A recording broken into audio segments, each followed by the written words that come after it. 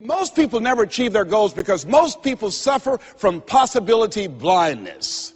They look around trying to think about the things that they don't have. Robert Roots, a young man who wrote a book about success principles of the three little pigs, he said, it's not what you don't have, it's what you think you need that keeps you from being successful or happy in life. Dreaming big is the first step toward achieving greatness.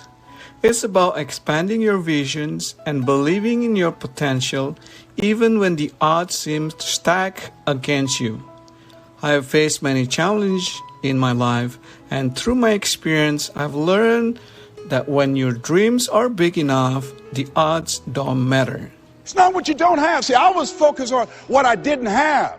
Don't have a college degree, don't have any credentials, never worked for a major corporation. I was focused on the negative things. It said, negative things are the things that you see when you're not focused on your goal. What do you come with? What is it?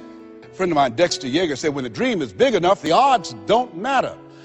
I'm reminded of a great man. When I was reading Time magazine talking about some of the great minds of the last century, they didn't mention his name, Dr. Howard Thurman, one of the mentors of Dr. Martin Luther King Jr., and also an advisor to Mahatma Gandhi and Albert Schweitzer. And he said, it all starts with belief. Believe in yourself and your capabilities. Understand that your past or current circumstance don't define your future. You have the power to create a new reality for yourself. Feed your mind with positive thoughts, surround yourself with supportive people, and visualize the life you desire. The ideal situation for a man or woman to die is to have family members standing around their bed praying with them as they cross over. But imagine, if you will, being on your deathbed and standing around your bed, the dreams given to you by life, the ideas that you never acted on, the talents, the gifts, the abilities that you never used.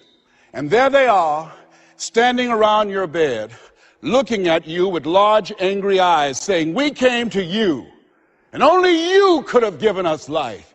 And now we must die with you forever.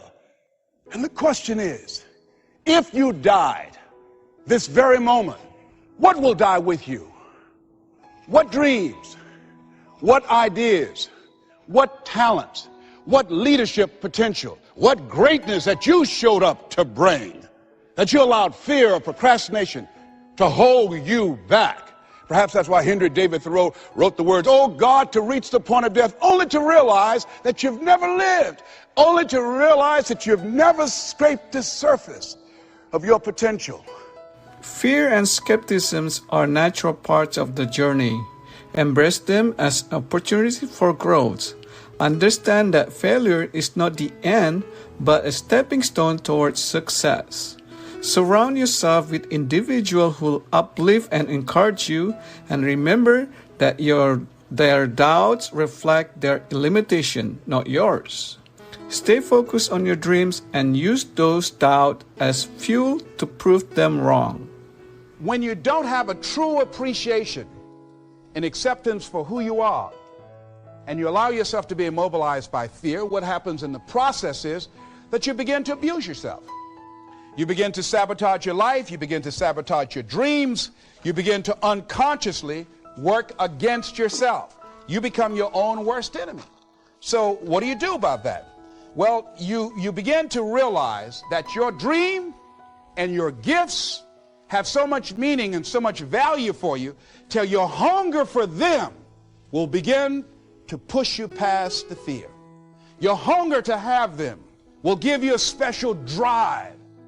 As you work on yourself, as you begin to acknowledge your true identity, the true power that you have, the true capacity you have to bring about change, the miracle working power that you have within yourself to do the things that you want to do. When you take them on, I'm reminded of a man who, this gentleman was doing a special study of a special tribe in Africa, headhunters. And he had difficulty in developing a relationship with these tribesmen because of the fact that he had fear. He had fear they would take his head. So he worked there for a long time with no effort, no progress in developing a relationship and rapport and being able to achieve a level of trust. So finally one night while he was in bed, he was thinking about it. I said, what is it that you came here to do? What is your life work as a missionary? He said, I wanted to study these tribesmen. I said, what's the worst thing that they can do to you? Kill you. And he just decided, hey, this is what I came here to do. I know that there's some risk involved, and I'm going to do it, come what may. He said, I'm not going to be afraid anymore. He went back the next day, and he started doing the work and trying to talk to and interview many of the members of this tribe. And they began to respond to him. They threw out the welcome mat to him. And years later, when people came to see what his progress was, they asked him, how were you able to do this? How did you convert the relationship from being hostile to that of being positive? And he said something I think has value for all of us. He said, when life can no longer threaten you with death, he said, what else is there? It's important to develop a strategy that takes consistent actions. Break down your big dreams into smaller, actionable goals. Create a plan that outlines the steps you need to take and commit in taking those steps, even when faced with obstacles. Stay persistent, adapt as needed, and never lose sight of your visions. And the majority of the fears that we have are not life or death fears. They're not those kind of fears. But through our imagination, we blow them out of proportion and we give them more power than they actually have or deserve, and we permit them to govern our lives. We permit them to determine how far we can stretch out on our dreams and discovering our stuff. And as we begin to look at ourselves and begin to, wait a minute, just getting to the point as you assess yourself and begin to prove yourself and just say, wait, hold a minute. I've been sweating this out. What's the worst thing that can happen to me on this? Will it kill me? Will I die? Why am I going through all of these changes over this? How much power does this really have? And am I the one that's feeding the power into it? See, a lot of times we allow ourselves to be fed and to be programmed into being afraid. I mean, you watch the news and read the newspaper, you'll be scared to come out the house. Am I right? You'd be afraid. So what kinds of things, what kinds of thoughts are you feeding your consciousness? What kind of things are you putting in your mind that will enable you to either move forward or to justify why you're staying where you are?